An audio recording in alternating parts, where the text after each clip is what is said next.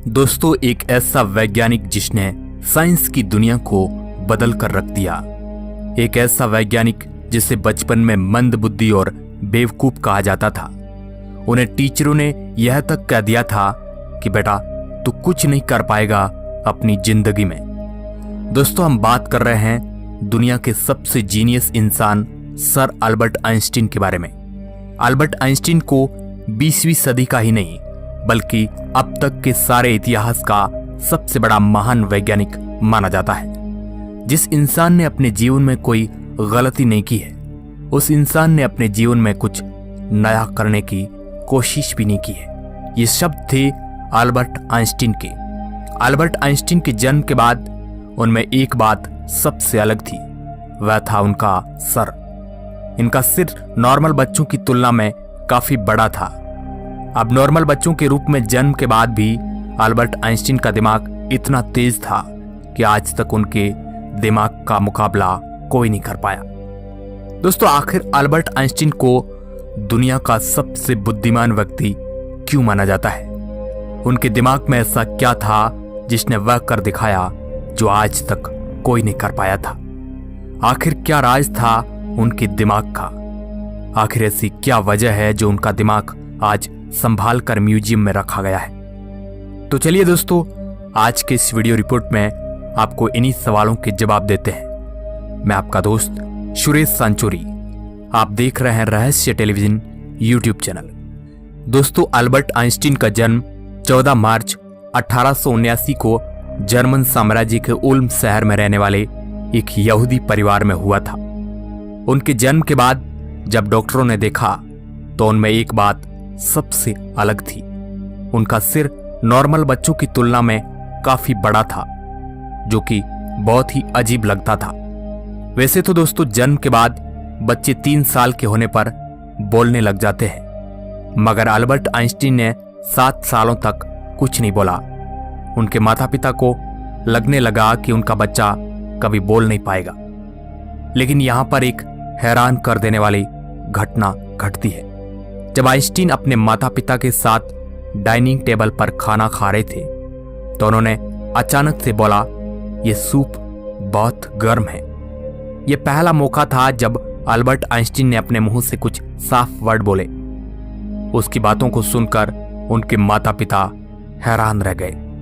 बचपन से ही अल्बर्ट शांत और अकेला रहने वाला लड़का था।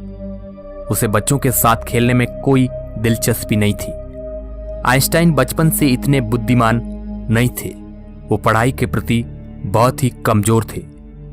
इस कारण बचपन से आइंस्टीन को नालायक विद्यार्थियों में गिना जाता था। अल्बर्ट आइंस्टीन का किताबी नॉलेज में बिल्कुल भी इंटरेस्ट नहीं था। उनका पढ़ाई में मन नहीं लगता था क्योंकि उन्हें कुछ भी समझ में नहीं आता था। खासकर आइंस्टीन के शिक्षक उन्हें बिल्कुल भी पसंद नहीं करते थे क्योंकि वे गणित और विज्ञान के अलावा हर विषय में फेल हो जाते थे। दुनिया के तमाम विद्यार्थियों की तरह आइंस्टीन पर भी शिक्षक की डांट का कोई असर नहीं होता था। ऊपर से चली जाती थी सब बातें। हालांकि इसके बावजूद भी उन्होंने दुनिया के सामने कई ऐसी साइंस की थीसिस पेश की जिसके बिना आज साइंस कमजोर मानी जाती है। इस कारण तो उनका दिमाग आज वैज्ञानिकों के लिए चर्चा का विषय बना हुआ है। इसके साथ ही अल्बर्ट आइंस्टीन की कई ऐसी बातें हैं जो उन्हें औरों से अलग बनाती है। आइंस्टीन को डेट और फोन नंबर को याद करने में काफी दिक्कत का सामना करना पड़ता था। यहां तक कि उनके खुद का टेलीफोन नंबर भी याद नहीं रहता था। आइंस्टीन का मानना है कि ऐसी चीज को याद रखने से क्या फायदा जो डायरी में ढूंढने से मिल जाए। आइंस्टीन कभी भी जूतों के अंदर सॉक्स का इस्तेमाल नहीं करते थे क्योंकि जब वे छोटे थे तब उनके पैरों की उंगली बहुत ही बड़ी थी, जिस कारण मोजे फट जाते थे। उसका उन्होंने ऐसा हल निकाला कि सॉक्स को पहनना ही छोड़ दिया। बचपन में अल्बर्ट के दिमाग में बहुत सारे अजीब अजीब ख्याल आते थे, जैसे कि आसमान के आगे क्या है, ये तारे रात को ही क्यों चमकते हैं, अगर मैं सूर्य की किरण पर सवार होकर प्रकाश की गति से सफर करने लगा तो ये सृष्टि मुझे कैसी दिखाई देगी। दोस्तों, आम लोगों की तरह जैसे ख्याल आए और चले गए, ऐसा अल्बर्ट आइंस्टीन के बारे में नहीं होता था। अल्बर्ट उन ख्यालों के ऊपर घंटों, महीनों और सालों तक सोचता रहता था। महान वैज्ञानिक अल्बर्ट आइंस्टीन जब भी कोई काम करते थे तो उसमें पूरी तरह से खो जाते थे, यहां तक कि उन्हें अपने खाने पीने की भी याद नहीं रहती थी। एक बार अल्बर्ट आइंस्टीन अपनी लेबोरेटरी में काम कर रहे थे तो उनकी पत्नी उनके लिए खाना लेकर आई। उनको काम करता देख वो खाने की थाली एक टेबल पर रखकर चली गई। उन्होंने सोचा कि जब भी काम से फुर्सत मिलेगी वो खाना खा लेंगे। साथ ही आइंस्टीन के सहयोगी मित्र भी काम करने में लगे हुए थे। खाने की थाली देखकर उन्हें भूख लगने लगी और वो आइंस्टीन को छोड़कर खाना खाने के लिए चले गए। उन्होंने अपने खाने के साथ आइंस्टीन का खाना भी खा लिया था। आइंस्टीन पूरी लगन के साथ अपने काम करने में लगे हुए थे। जब उन्होंने अपना काम पूरा कर लिया तो वो खाना खाने के लिए अपनी टेबल के पास गए। वहां उन्होंने देखा कि थाली तो खाली है। उन्होंने सोचा कि शायद मैं खाना खा चुका हूं और पानी पीकर वापस अपने काम में लग गए। उनके सभी सहयोगी मित्र उनके काम के प्रति लगन को देखकर नतमस्तक हो गए। आइंस्टीन अपने थॉट एक्सपेरिमेंट में बहुत बिजी रहते थे। उन्हें अपने दिमाग को किसी अन्य चीज के लिए इस्तेमाल करना जरा भी पसंद नहीं था। उनके बाल, कपड़े हमेशा बिखरे हुए रहते थे। 18 अप्रैल 1955 को इस महान साइंटिस्ट ने दुनिया को अलविदा कह दिया था। आइंस्टीन के शव परीक्षण के दौरान पैथोलॉजिस्ट डॉक्टर थॉमस हार्वे ने आइंस्टीन का दिमाग उनकी फैमिली के अनुमति के बिना आइंस्टीन इतने महान कैसे बने ये पता करने के लिए चुरा लिया और वो वहां से फरार हो गए। पैथोलॉजिस्ट डॉक्टर थॉमस को इस पागलपन के लिए अस्पताल से निकाल दिया गया, मगर डॉक्टर हार्वे ने कहा, मैंने अल्बर्ट आइंस्टीन का दिमाग केवल रिसर्च के लिए चुराया है और वह इस बात का वादा करते हैं कि वह इस महान साइंटिस्ट के दिमाग पर रिसर्च जरूर करेंगे ताकि आने वाले टाइम में साइंस के क्षेत्र में कुछ बेनिफिट हो सके। परमिशन ना मिलने की वजह से डॉक्टर हार्वे इस पर कई साल शोध नहीं कर पाए।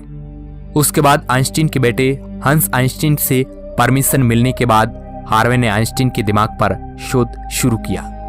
हार्वे ने सबसे पहले आइंस्टीन के दिमाग का वजन किया, जो कि वजन में करीब 1230 ग्राम था, जो कि नॉर्मल इंसान के दिमाग के वजन से थोड़ा कम था।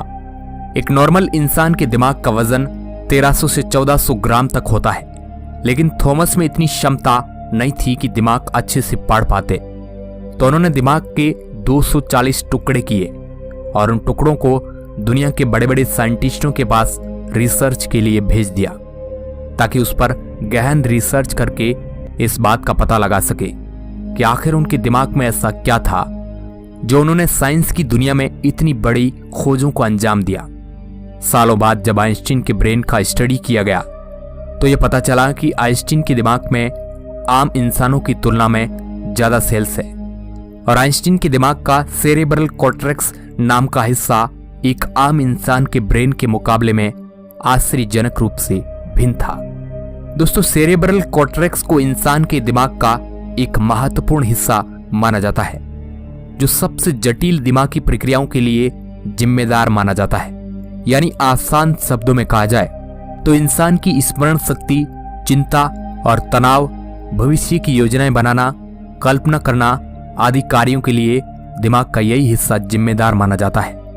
यह भाग असाधारण और अजीबोगरीब ढंग से निर्मित और विकसित होता है और वैज्ञानिकों का मानना है कि अल्बर्ट आइंस्टीन का दिमाग बहुत ही असाधारण तरीके से सोचता था।